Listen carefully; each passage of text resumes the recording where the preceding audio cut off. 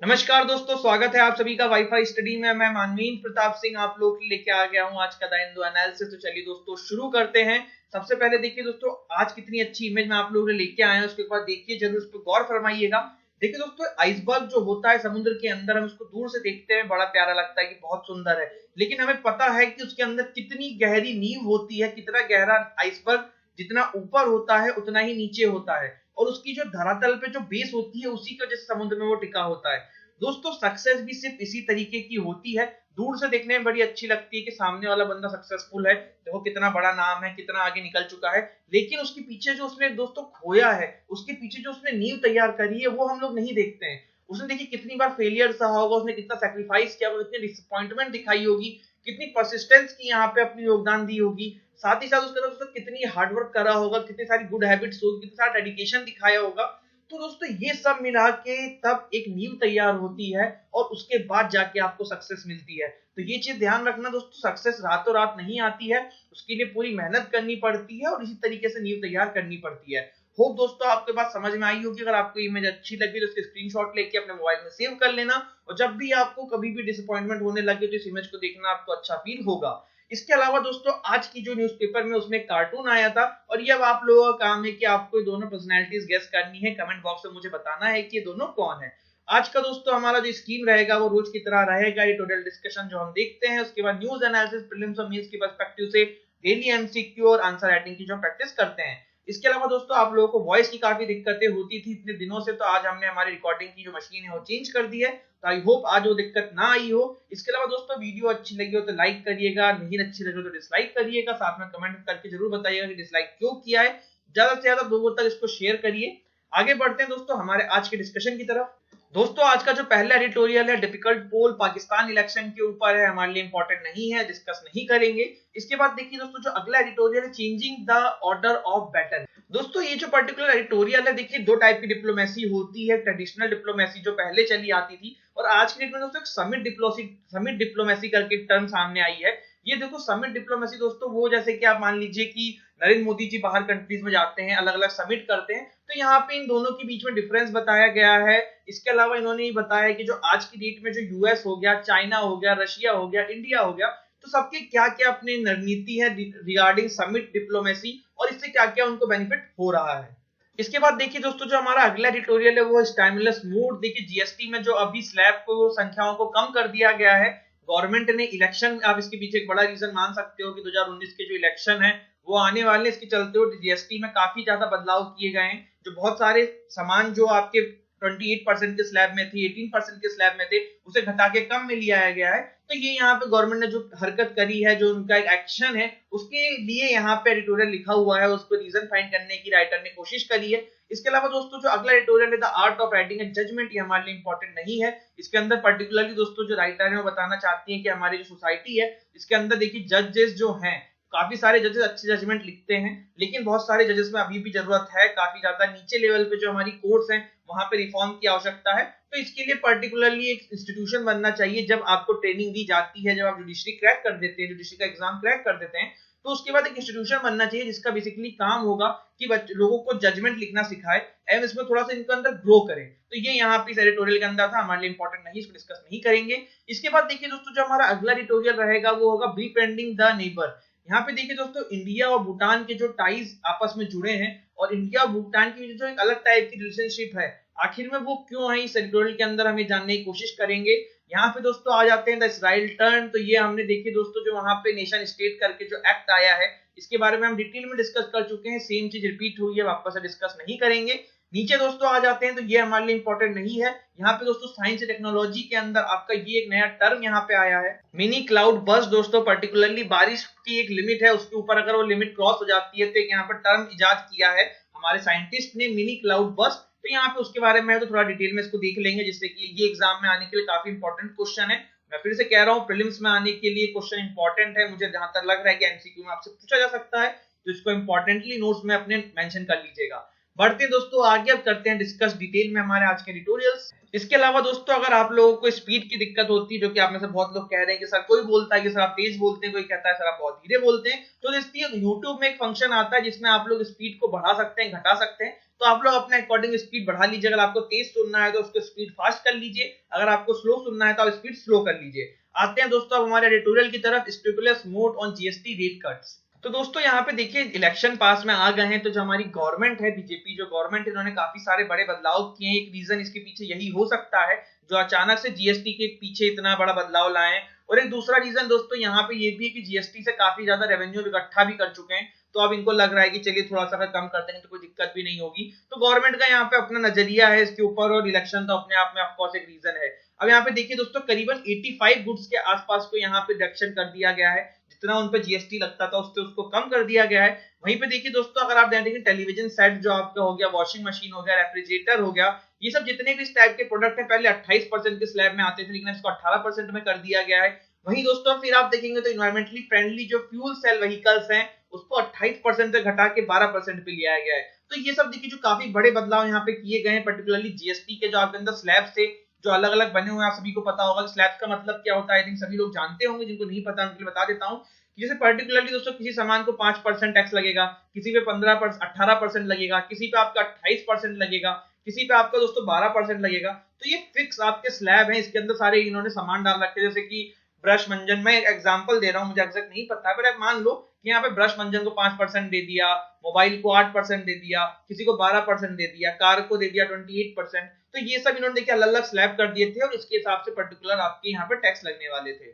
यहाँ पे देखेंगे दोस्तों तो अभी से 35 प्रोडक्ट ऐसे बाकी हैं जहां पे अभी भी वो हाईएस्ट स्लैब के अंदर है, 28% के स्लैब के अंदर, जिसमें टोबैको आपका आता है। टोबैको दोस्तों जो गवर्नमेंट है वो इसलिए लेके आती है क्योंकि इतना महंगा नहीं है, लग्जरी नहीं है, लोग इसको कम यूज कर, इस वजह से इसको इस कैटेगरी में डाला हुआ है। ऑटोमोबाइल्स हो गए, सीमेंट हो गए, highest tax slab of GST structure आपके सामने जो मैंने बता दिया कि 28% वाला जो है वहां पे आपकी ये चीज अभी भी है, लेकिन उसके अलावा बाकी चीजों को एग्जेम्प्ट कर दिया गया है।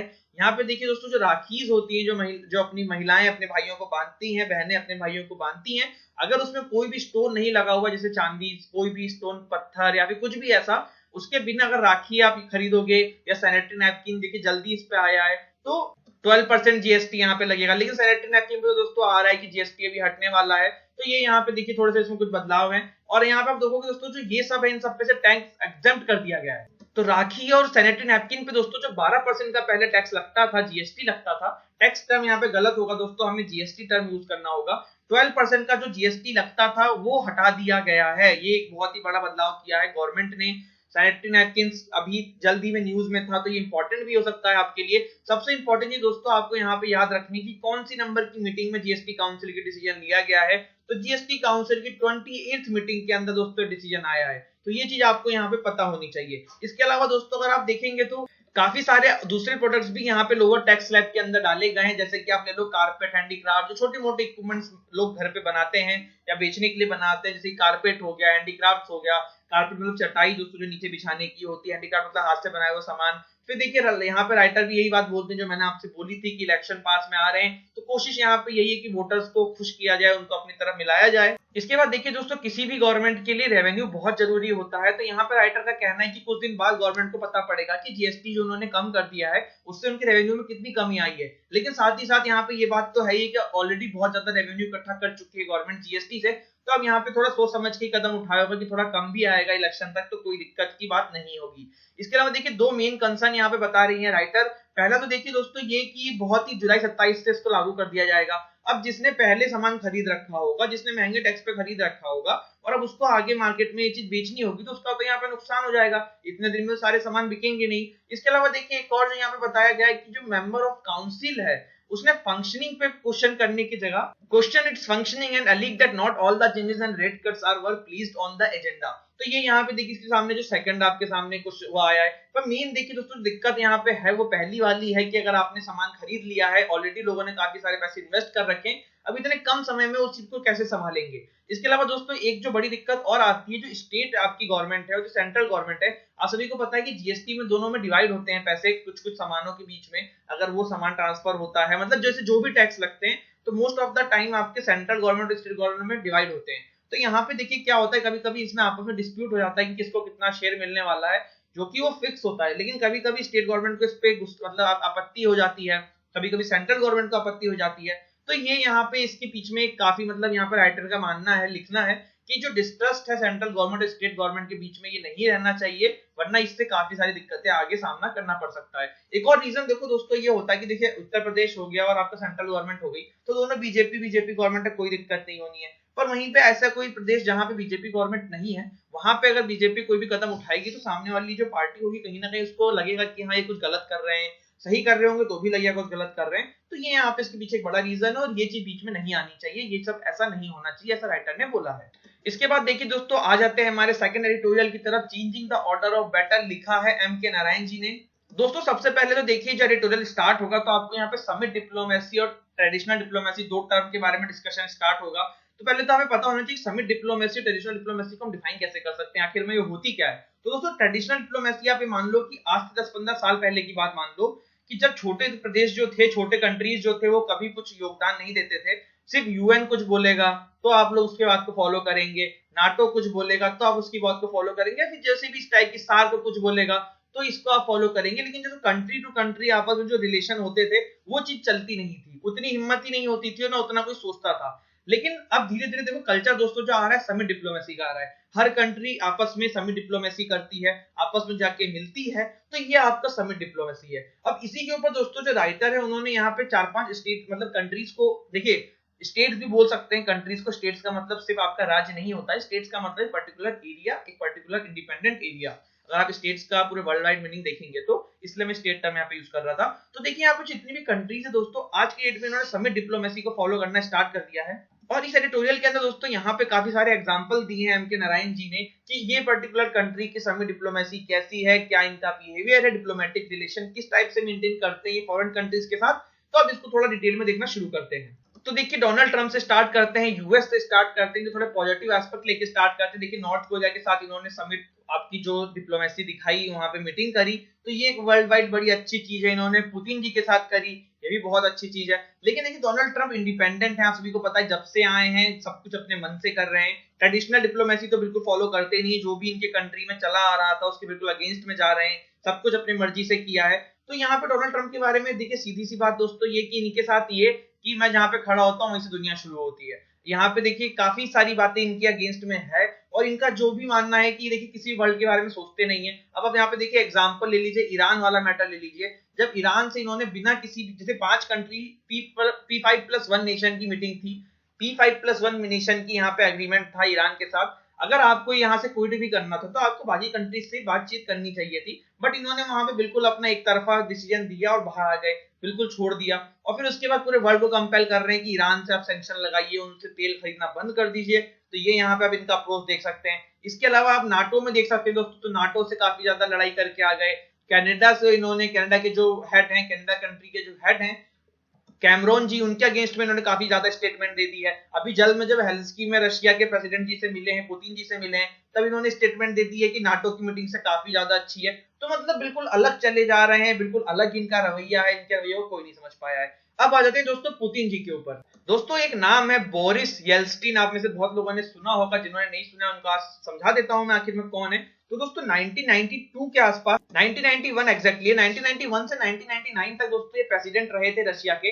पर इनके अंदर दोस्तों रशिया की हालत बहुत खराब हो गई थी, बहुत ज्यादा करप्शन फैल गया था और आप मान लीजिए इकोनॉमी पूरी खत्म हो चुकी थी। इन्होंने क्या किया था कि बिल्कुल जो तेल वेल है अपने कंट्री में बिल्कुल सस्ते दामों बिकवा दिए थे, जिसकी वजह से इन्फ्लेशन आ गया, रेवेन्यू इकट्ठा नहीं कर पाई गवर्नमेंट और काफी सारी दिक्कतें हुई। तो पुतिन जी के बारे में दोस्तों एडिटोरियल में लिखा हुआ है कि इन्होंने यहां से लेके अपने कंट्री को कहां तक पहुंचाया है, और ये सब समिट की वजह से, डिप्लोमेसी की वजह से ही पहुंची है। देखिए कोई भी कंट्री, जितनी भी कंट्रीज हैं पूरे वर्ल्ड में, उनसे खराब बैर बना के आगे नहीं बढ़ सकती हैं। उनसे वो तभी आगे बढ़ेंगी जब सबकी आपस में मित्रता बना के रखोगे, सारे कंट्री के रिलेशन को चला के रखोगे। तो यहाँ पे देखिए इनकी काफी तारीफ हुई है। ये सब डिप्लोमेसी तो है दोस्तों। देखिए इंडिया से इनके अच्छे रिलेशन है, चाइना से अच्छे रिलेशन है, नॉर्थ कोरिया से अच्छे रिलेशन है, इवन मतलब सारी कंट्री से देख लीजिए। रशिया की सिर्फ यूएस से दिक्कत थी और यूएस से भी इन्होंने इनके साथ बातचीत कर ली है, डोनाल्ड ट्रंप जी के साथ बातचीत कर ली है और होप यहाँ पे पूरी कोशिश कर रहे हैं पुतिन जी। देखिए काफी सारे स्टेटमेंट पॉजिटिवली आ रहे हैं, जब यूएस की तरफ से काफी इनके अगेंस्ट में बात चल रही है कि जो समिट हुई है दोनों के बीच में गलत हुई है, लेकिन उस पर भी पुतिन जी ने बातें बोल ली हैं, बिल्कुल अगेंस्ट में कुछ नहीं बोला। इन्होंने ऐसा बोला कि देखिए हमेशा कुछ ताकतें होती हैं चाहती हैं कि अच्छे काम ना हो, इसलिए इसका अपोज कर रही हैं। तो यहाँ पे पूरी पहल इनकी पूरी तरफ से कोशिश है। तो ये यहाँ पे इनके अपना रवैया जो है वो बहुत ही सही है। और समिट डिप्लोमेसी यहाँ पे ये भी बहुत ज्यादा करते हैं। देखिए अभी आपको पता है कि काफी सारे कंट्रीज में जाते हैं, अभी डोनाल्ड ट्रंप जी के साथ जो मिले हैं, समिट डिप्लोमेसी ही वो है। इसके अलावा नरेंद्र मोदी जी इनके कंट्री में आए थे, ये फिर खुद चाइना गए थे। तो बहुत सारे यहाँ पे सारे रिलेशन आपस में बनते हुए दिख रहे हैं। अब जी जिनपिंग जी की बात करेंगे दोस्तों, तो इनका और यूएस का रवैया काफी हद तक सेम है। दोनों इंडिपेंडेंट रह के अपने आप को बिल्कुल तीसमार खान समझते हैं, पर साथ में साथ देखिए चाइना दिमाग भी लगाता है। चाइना देखिए अपने पूरा डिप्लोमेसी का पूरा आप कह सकते हो प्रचार प्रसार करता है। श्रीलंका के साथ इन्होंने देखिए कितने अच्छे से आप कह सकते हो मीठा जो चाकू होता है वो चलाया था। श्रीलंका को इतने सारे रुपए का लोन दे दिया था, अब वो लोन चुका नहीं पा रहे, तब उनकी पूरी जमीन पे कब्जा कर लिया है।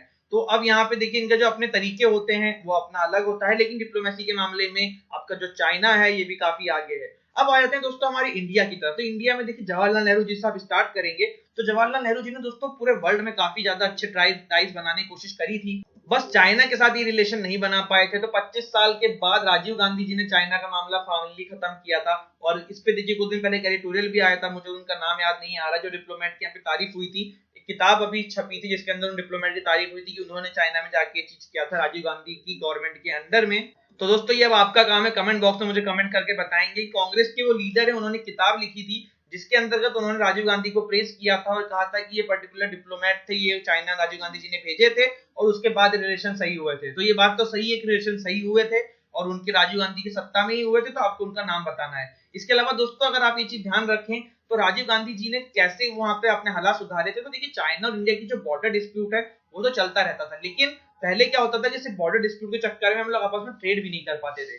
पर जब राजीव गांधी जी ने जब अपने टर्म में ये चीज खत्म करी तो उन्होंने यहाँ पे बात बोली कि बॉर्डर डिस्प्यूट एक तरफ चलने दीजिए, लेकिन जो ट्रेड टाइज है वो अपने एक तरफ चलने दीजिए। तो ये जो बहुत ही शानदार डिप्लोमेसी करके आया था, उसकी वजह से चाइना के साथ देखिए आज भी हमारे अभी डोकलाम वाला स्टैंड ऑफ हुआ था वगैरह वगैरह, बहुत सारी चीजें होती रहती है, लेकिन जो ट्रेड है वो चलता रहता है, उसमें कोई दिक्कत नहीं आती है। उसके बाद देखिए दोस्तों राजीव गांधी जी की तारीफ हो गई, यहाँ पे जवाहरलाल नेहरू जी ने भी डिप्लोमेसी काफी ज्यादा दिखाई थी। उसके बाद दोस्तों अटल बिहारी वाजपेयी जी की हम बात करें तो अटल बिहारी वाजपेयी जी ने दोस्तों पाकिस्तान से जितना अच्छे तरीके से मैटर समझा के रखा था और उतना अच्छे से आप मान लीजिए कि अभी तक इवन नरेंद्र मोदी जी की गवर्नमेंट में भी उतने सही रिलेशन नहीं है हमारे पाकिस्तान से जितने हमारे अटल बिहारी वाजपेयी जी के टाइम पे थे। उस टाइम पे देखिए बस तक चल गई थी कंट्री से दूसरे कंट्री के बीच में, काफी ज्यादा अच्छे रिलेशन थे। तो अटल बिहारी वाजपेयी जी के बाद दोस्तों मनमोहन सिंह ने भी पाकिस्तान से अपने काफी अच्छी डिप्लोमेसी बना के रखी, काफी अच्छा योगदान दिया। और नरेंद्र मोदी जी दोस्तों जब से सत्ता में आए तो इनका तो मेन ही आप ऐसे कह सकते हो कि जो इनका तकिया कलाम है, जो इनके बेस्ट आप कह सकते हो जो इन्होंने हरकत करी है, जो बेस्ट इनका एक्शन रहा है वो यही रहा है कि इन्होंने पूरे वर्ल्ड में घूमा है, हर जगह में दो दो तीन तीन बार गए हैं और हर जगह ये कंट्री से इन्होंने अपनी रिलेशन अच्छे बनाने की कोशिश करी है। तो दोस्तों ये था आपका एडिटोरियल जो पर्टिकुलरली मैं इस एडिटोरियल के अंदर था।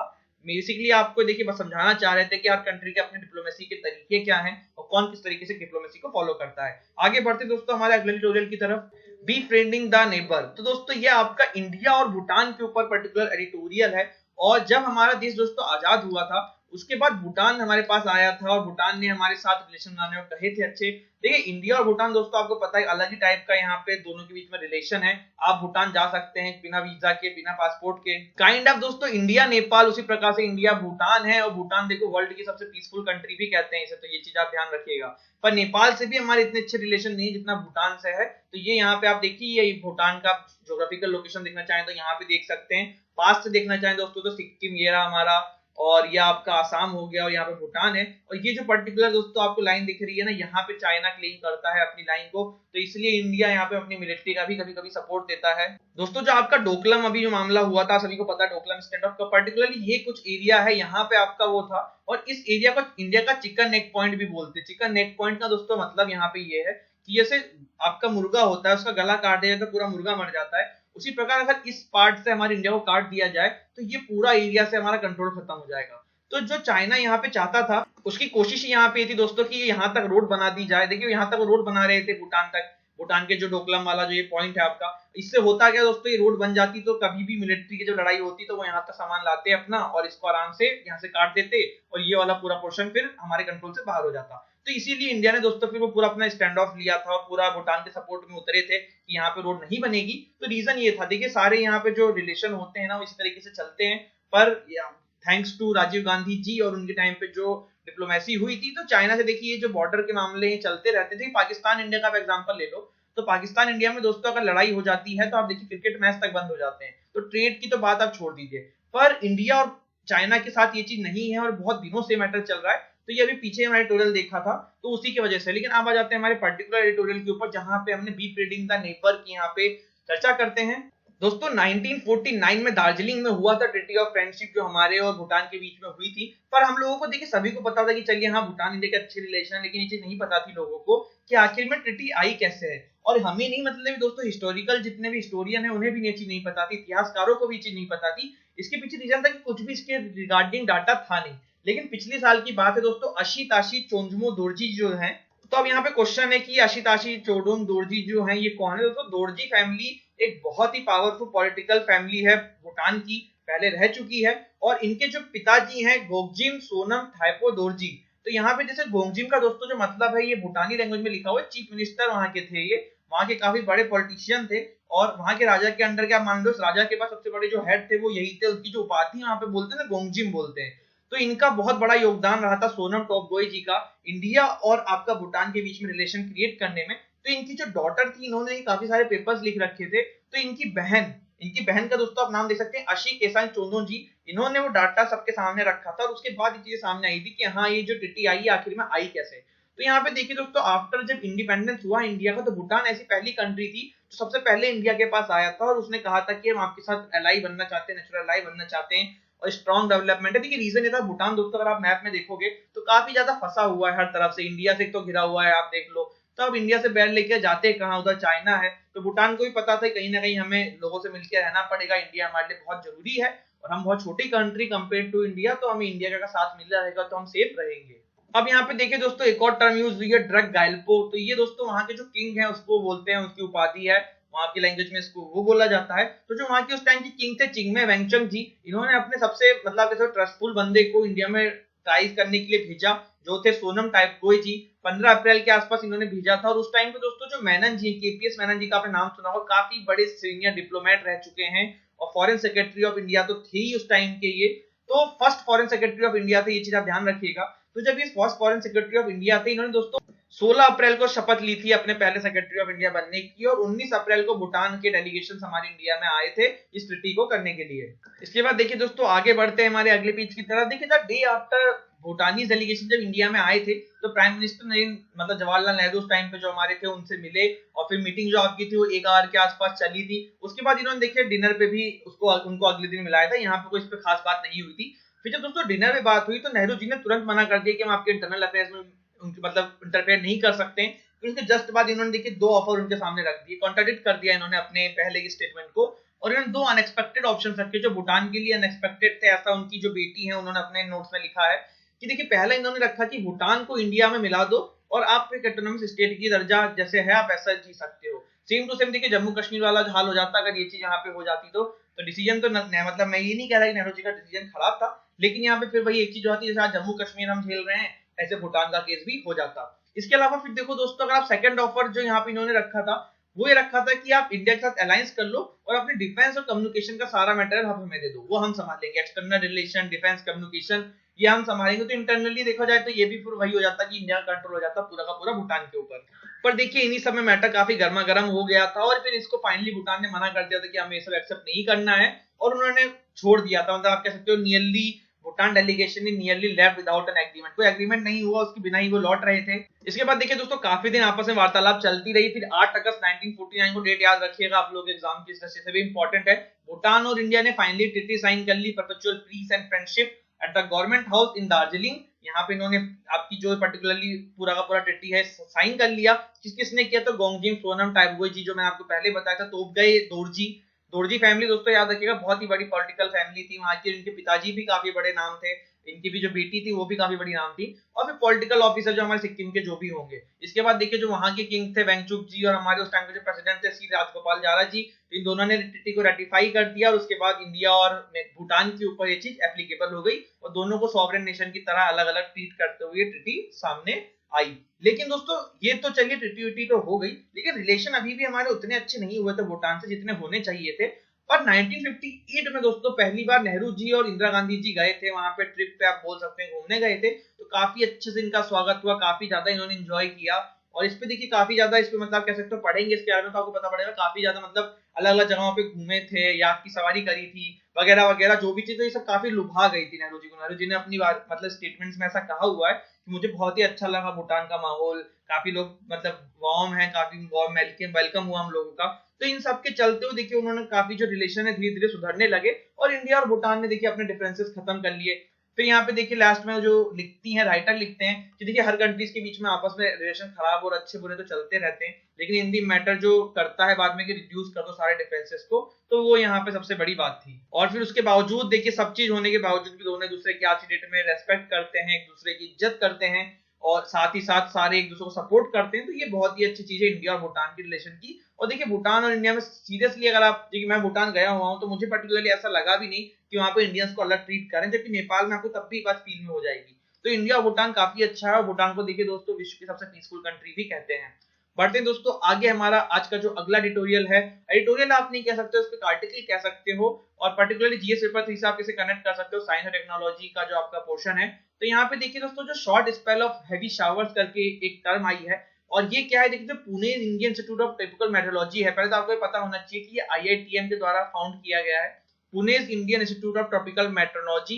तो आपको ये चीज पता होनी चाहिए। उन्होंने एक नया टर्म डिफाइन किया जिसका नाम है मिनी क्लाउड बर्स्ट। अब मिनी क्लाउड बर्स्ट को डिफाइन कैसे करोगे, तो जब 50 mm की बारिश हो जाए दोस्तों दो कंसेक्यूटिव बार, जब बारिश हो जाए 50 mm से ऊपर दो कंसेक्यूटिव आवर्स के अंदर, तो ये आपको यहाँ पे एक इंपॉर्टेंट इंफॉर्मेशन आपको पता होना चाहिए कि जो मिनी क्लाउड बर्स्ट है आखिर में कहते किसे हैं। इसके बाद देखिए डाटा सामने आया है कि 126 स्टेशन अगर आप देखेंगे बिटवीन 1969 से 2015 के बीच में, तो 200 मिनी क्लाउड बर्स्ट अभी तक हो चुके हैं। इसके अलावा 1988 से 2007 के बीच में 265 मिनी क्लाउड बर्स्ट हो चुके हैं। और फिर देखिए यहाँ पे लिखा हुआ जो वेस्ट कोस्ट आपका है वो 3 मिनी क्लाउड बर्स्ट पर सीजन आप देखता है। इसके बाद इंडो मैग्नेटिक प्लेन्स जो है साउथ आपके सौराष्ट्र रीजन के, वो 2 पर सीजन देखते हैं। तो ये सब देखिए इंपॉर्टेंट नहीं है, मेन आपको देखिए टर्म के बारे में पता होना चाहिए मिनी क्लाउड बर्स्ट, और जो आपको डेफिनेशन बताई है मैंने 50 mm वाली, वो यहाँ पे पता होनी चाहिए। अब यहाँ पे देखिए ये भी आपके लिए इंपॉर्टेंट है कि देखिए एक 1 पर सीजन की यहाँ पे बात हो रही है, तो राजस्थान और जो स्टेट्स हैं इस टाइप के, जो वेस्टर्न घाट्स हैं आपके, वो least number of mini cloud burst मतलब आप कह सकते हो एक्सपीरियंस करते हैं, और बाकी जो रेस्ट ऑफ इंडिया है द अमाउंट ऑफ रेनफॉल पर mini cloud burst is 50 to 70 mm। तो यहाँ पे आप देख सकते हैं कि जो दूसरा इंडिया का जो दूसरे पार्ट है वहां पे रेनफॉल जो होती है पर मिनी क्लाउड बर्स्ट 50 से 70 mm होती है। तो मेन जो आपको दोस्तों पता रखना है वो यहाँ पे मैंने आपको बता दिया है कि नाम क्या है, इसका डेफिनेशन क्या है, और राजस्थान और इस टाइप के जो वेस्टर्न घाट्स के आपके रीजन है वो सबसे कम होता है। आगे बढ़ते हैं दोस्तों, जो हमारा कल का एडिटोरियल रह गया था dealing with the Taliban hand, GS paper 2 का आपका टॉपिक था, ये रह गया था, इसको डिस्कस करते हैं। देखिए दोस्तों जो सबसे इंपॉर्टेंट चीज आपको पता होनी चाहिए कि अफगानिस्तान में एक जमाने में तालिबान के शासन होता था,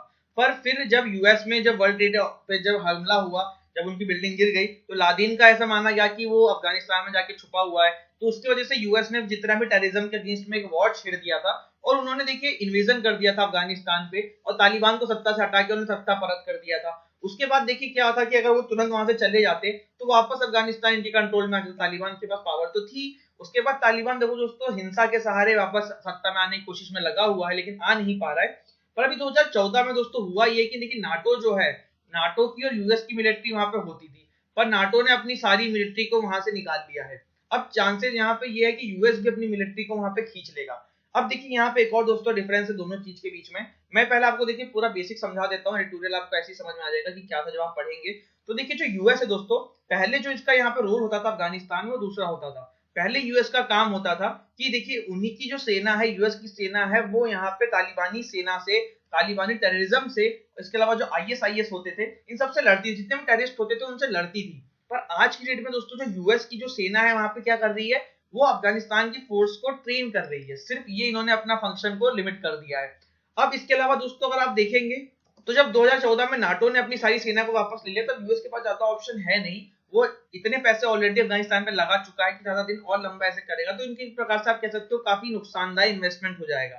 पर अब यहाँ पे देखिए एक और बात आ जाती है कि यूएस ने अपने इतना टाइम, इतनी एनर्जी, इतना सब कुछ अफगानिस्तान पे खत्म कर दिया है, तो क्या अब वो अफगानिस्तान को ऐसे ही छोड़ के चला जाएगा? और जिस दिन अफगानिस्तान को वैसे छोड़ के चला जाएगा, आप बिलीव नहीं करेंगे, उसके 6 से 7 महीने के अंदर मुश्किल से पूरा का पूरा अफगानिस्तान आपका तालिबान के कंट्रोल में वापस आ जाएगा। जो कि अभी अफगानिस्तान फोर्सेज इतनी एलिजिबल नहीं है, इतनी कैपेसिटी नहीं है कि वो उस चीज को रोक सके। यहाँ पे देखिए दोस्तों, अगर आप अफगानिस्तान का मैप देखेंगे तो तालिबान के कंट्रोल में आपको ज्यादा पोर्शन नजर आएगा कंपेयर टू व्हाइट पोर्शन, जो कि वहां पे मतलब कह सकते हो गवर्नमेंट के पास है। इसके अलावा देखिए फिर आईएसआईएस भी यहाँ पे धीरे धीरे पनपने लगा है बॉर्डर पे, पाकिस्तान के बॉर्डर पे, तो ये भी आप देखने को आपको मिलेगा।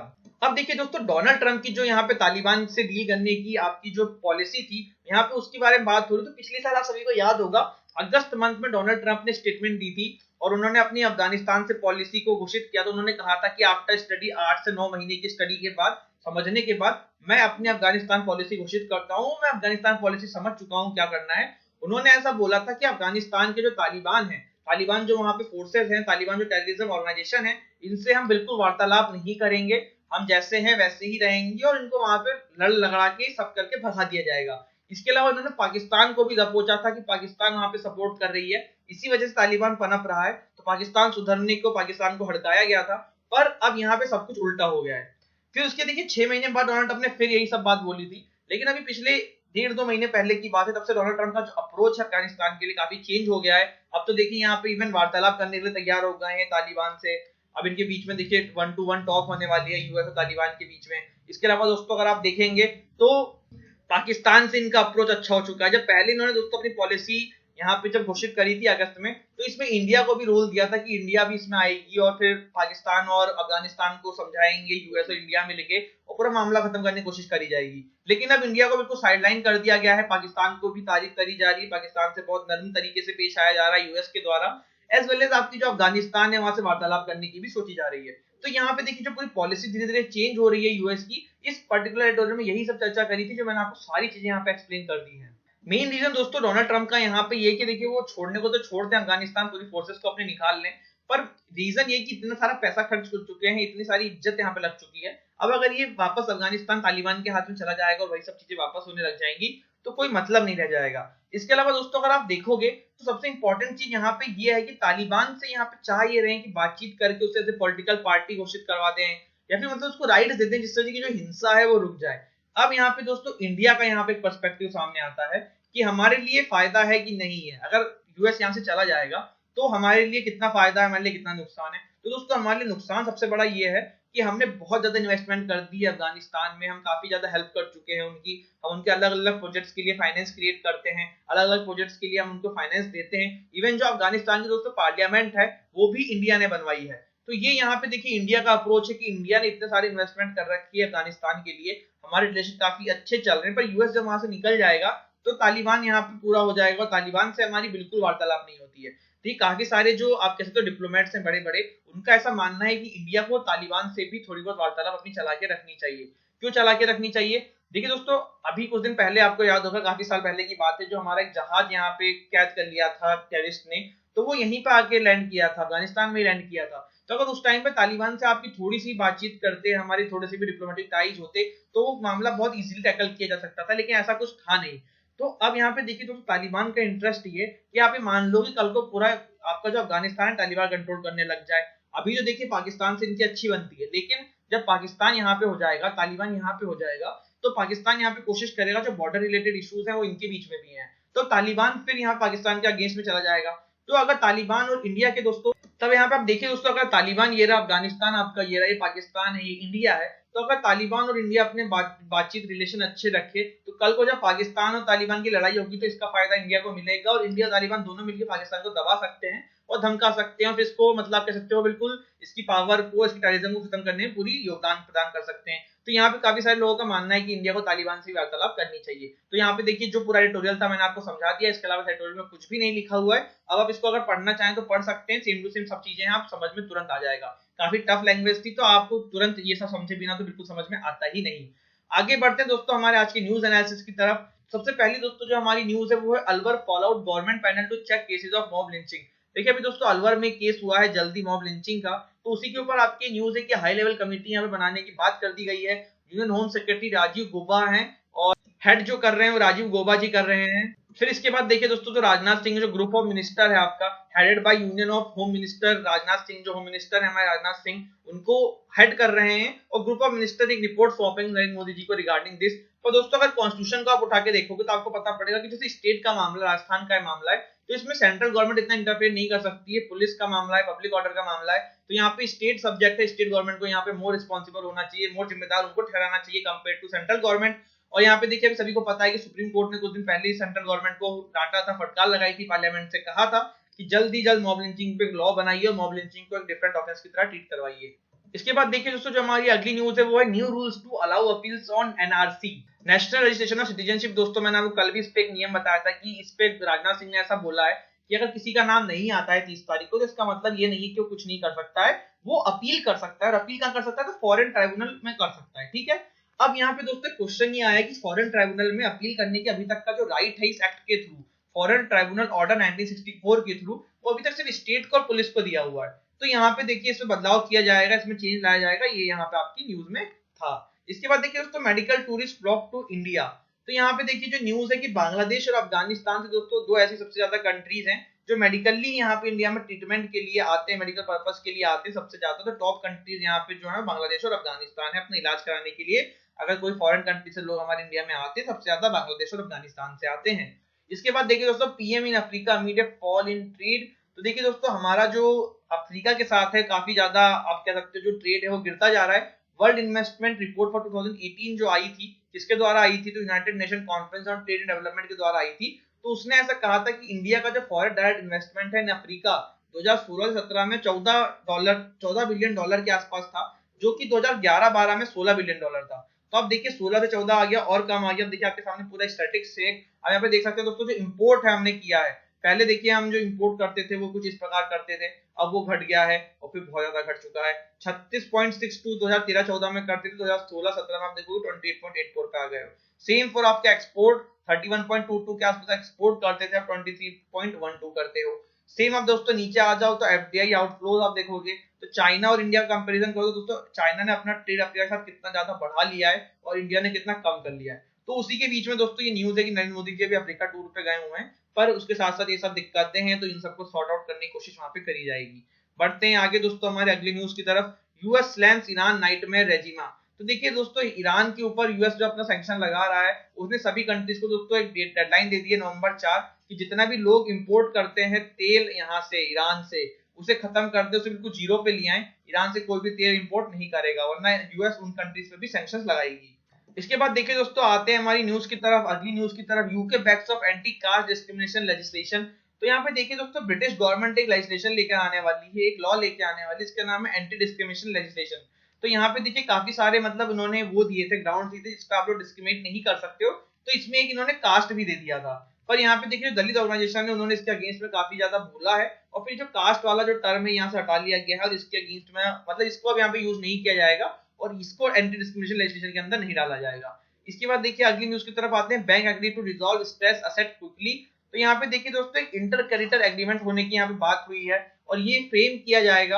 अब से देखिए जो भी कॉर्पोरेट बोरोवर जो 50 करोड़ से ऊपर लेगा, 50 करोड़ लेगा, तो उसके साथ इंटर क्रेडिटर एग्रीमेंट साइन होगा और उसमें पर्टिकुलर जो अपने टर्म्स एंड कंडीशन होंगे जिसके थ्रू पे देखिए आपके जो पैसे हैं वो जल्दी आपको मिल जाएंगे। इस एग्रीमेंट की ये एडवांटेज रहेगी, ठीक है। इसके बाद देखिए अगली न्यूज देखते हैं। FRDI financial resolution and deposit insurance. पहले तो आपको इसकी फुल फॉर्म पता होनी चाहिए, तो याद कर लीजिएगा। Will not officially be dropped in 10th there. देखिए हुआ क्या था कि एफआरडीआई यहाँ पे लॉन्च करने की बात कर रही थी। एफआरडीआई मतलब financial resolution and deposit insurance, पर इसको यहाँ पे कहा गया था कि इसको बंद कर लिया जाएगा, इसको हटा लिया जाएगा। इसमें कुछ कमी थी और कमी जो दोस्तों थी इसमें वो ये थी, इस एक्ट के अंदर दोस्तों एक प्रोविजन था जिसका अंतर्गत ये था कि जैसे बैंक दोस्तों घाटे में जा रहा है, बैंक ने कुछ लोन उधार ले रखे हैं, अब इसको पैसे चुकाने, तो वो यहाँ पे जिन लोगों ने यहाँ बैंक में पैसे जमा किए हैं उनके पैसे जमा कर सकता है। तो इसके अंदर एक क्लॉज थी, इसके अगेंस्ट में काफी क्रिटिसिज्म हुआ था और फिर यहाँ पे गवर्नमेंट ने कहा था कि इसको हम नहीं पारित करेंगे, पर अब यहाँ पे बोला जा रहा है कि बिल्कुल खत्म नहीं किया गया है, अभी सिर्फ बात चल रही है कि इसको नहीं लागू करा जाएगा, फिर देखते हैं कि इसमें आखिर में होता क्या है। इसके अलावा दोस्तों हमारा जो एमसीक्यू था कल का 23 जुलाई 2018 का, आपसे मैंने कहा था कि इसमें से सही स्टेटमेंट पहचानिए। National centre for polar and ocean research. तो आपके सामने देखिए बहुत सारे ऑप्शन थे, सभी लोगों ने बहुत अलग अलग ऑप्शन दिए थे। कुछ लोगों ने देखिए दोस्तों यहाँ पे सी ऑप्शन दिया था बोथ, तो यहाँ पे दोनों स्टेटमेंट सही है। थोड़ा एक्सप्लेनेशन देख लेते हैं। तो देखिए दोस्तों, अभी जल्द में ही नागौर का नाम चेंज करके हमारी गवर्नमेंट ने किया था national centre for polar and ocean research, जो कि पहले होता था central national centre for Antarctica and ocean research. कब फाइंड हुआ था? 1998 में दोस्तों ये आया था। ऑब्जेक्टिव क्या था? तो देखिए, जो हमारे अंटार्कटिका में जितने भी हमारे आप कह सकते हो रिसर्च होता है, सब कुछ होता है, तो वहाँ पे स्टेशन बनता है। इसके अलावा देखिए काफी सारी बातें लिखी हुई है, आप इसको देख लीजिएगा। आगे बढ़ते हैं दोस्तों हमारे जुलाई 24 की एमसीक्यू की तरफ। आज का दोस्तों जो आपका एमसीक्यू है वो है identified true statement. If the vice president suddenly resigns, then election to fill the vacancy should be held within 6 month. आपको यहाँ पे इसमें सही स्टेटमेंट बतानी है। पहला देखिए स्टेटमेंट लिखा हुआ है, अगर वाइस प्रेसिडेंट यहाँ पे रिजाइन कर जाते हैं तो जो इलेक्शन होता है वो 6 मंथ में होना ही चाहिए। A vice president can be removed on the grounds of violation of constitution। कोई भी वाइस प्रेसिडेंट दोस्तों संविधान की किसी भी मतलब कह सकते हैं उल्लंघन के लिए रिमूव किया जा सकता है अपनी पोस्ट पे से। दोनों में सही स्टेटमेंट आपको बतानी है। आपके ऑप्शन है फर्स्ट सेकंड एंड नन। तो जल्दी से आप लोग अपना ऑप्शन जरूर कमेंट सेक्शन में दीजिएगा, मैं वेट करूंगा। इसके अलावा आप लोगों को देखिए, जो पहले मैंने एक क्वेश्चन पूछा था कि उस पर्टिकुलर कार्टून में कौन से दो लोग हैं, उसका भी आंसर देना है। और फिर आंसर राइटिंग में देखिए कल मुझे एक भी आंसर नहीं मिले तो फिर मैं आपको सेम क्वेश्चन वापस रिपीट कर रहा हूँ, ये आंसर आपको देना है दोस्तों। इसके अलावा देखिए, मैं आप लोगों से फिर से छोटी सी रिक्वेस्ट कर रहा हूँ कि देखिए, मैं आप लोगों के लिए इतनी मेहनत कर रहा हूँ, आप लोगों से इतना मांगता हूँ कि वीडियो को बस शेयर करो ज्यादा से ज्यादा और लाइक कर दिया करो। अगर अच्छी लगा करे, नहीं लगा तो डिसलाइक करो, लेकिन कमेंट में भी बताओ कि आपने डिसलाइक क्यों किया है। ज्यादा से ज्यादा शेयर करो। जितने भी आपके दोस्त यूपीएससी की प्रिपरेशन कर रहे हैं वहां तक ये बात पहुंचाओ कि हाँ, वाईफाई स्टडी में द हिंदू एनालिसिस होता है। और यहाँ पे देखिए हम current affairs as well as आपको एडिटोरियल एनालिसिस दोनों देते हैं, जो शायद ही पूरे यूट्यूब पे कोई भी दोनों चीज साथ देता है। आप ये वीडियो देख लो दोस्तों, आपको हिंदू न्यूज़पेपर पढ़ने की जरूरत ही नहीं है। नोट्स भी आप हमारे पीडीएफ से बना सकते हो, जो कि आपको इजीली अवेलेबल हो जाती है। तो बस बाकी आप लोगों से यही कहना था। इसके अलावा दोस्तों, इस सैटरडे में देखिए बहुत लोगों के डाउट होता है कि न्यूज़पेपर से नोट्स कैसे बनाए जाएं। तो इस सैटरडे में इस पर सेशन लूंगा कि हाँ, न्यूज़पेपर से नोट्स कैसे बनाना है। तो मैं टाइम आपको बता दूंगा, मोस्टली या तो 7 बजे होगा रात में या फिर 1 बजे दिन में होगा। इसके अलावा देखिए, आपसे भी छोटी सी रिक्वेस्ट है, महिलाओं की रक्षा करना है, महिलाओं को सम्मान करना है, प्लास्टिक का कम से कम यूज करना है और इसी तरीके से हंसते रहो, मुस्कुराते रहो, लोगों की हेल्प करते रहो, जीवन को एंजॉय करते रहो। मिलेंगे दोस्तों मेरी नेक्स्ट वीडियो में, तब तक जय हिंद, जय भारत।